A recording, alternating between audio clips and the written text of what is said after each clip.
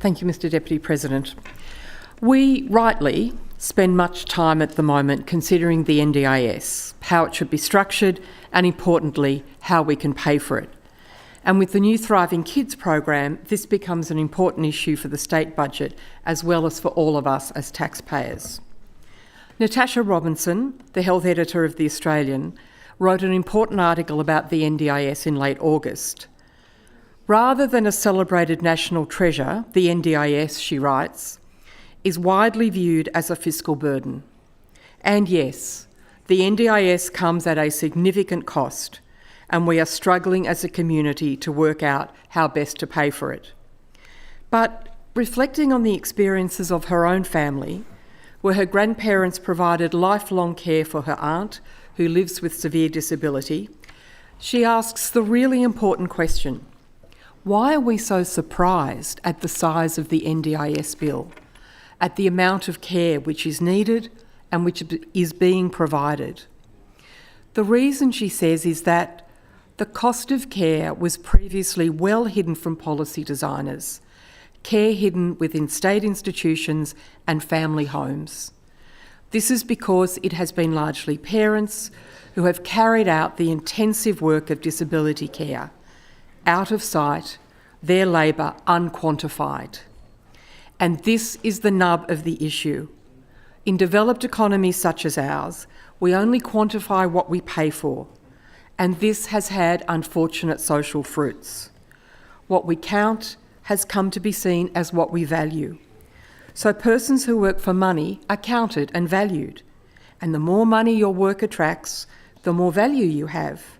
But persons, most commonly women, who spend more of their time in unpaid care, are seen to have less value because we have conflated income with value and ignored the vitally important and real work of caring. From time to time, we all hear the messages, often from government, that we need to get women back to work because we need to increase productivity.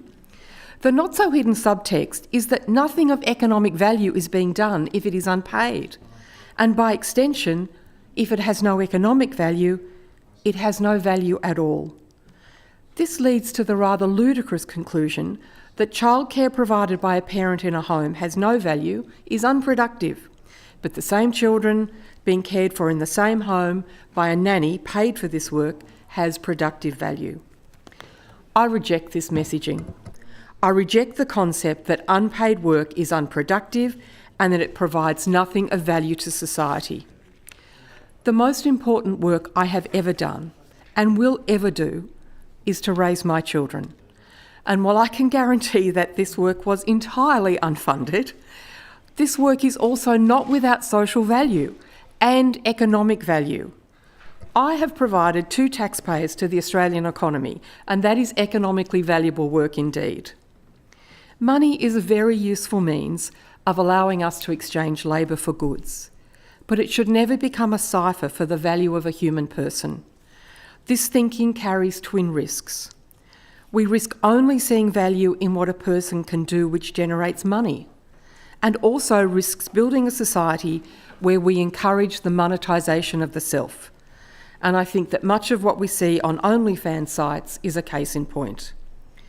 And it also means that we overlook the very real ways in which different people contribute to our society, add value to those around them by what they do. Natasha Robinson's grandfather cared for his daughter at home until he was 103 and needed to go into care himself.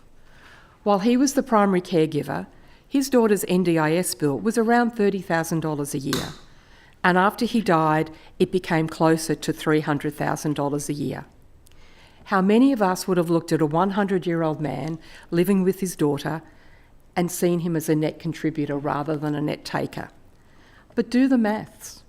He was effectively contributing to the Australian economy $270,000 a year. How much would you have to earn to pay that amount in tax? How much would we value to somebody who is earning that sort of income? And how much have we overlooked completely the value of the tremendous care that is provided by parents, by people who love those with disabilities every day? And how much social damage do we do when we fail to recognise the real importance of that care? Thank you.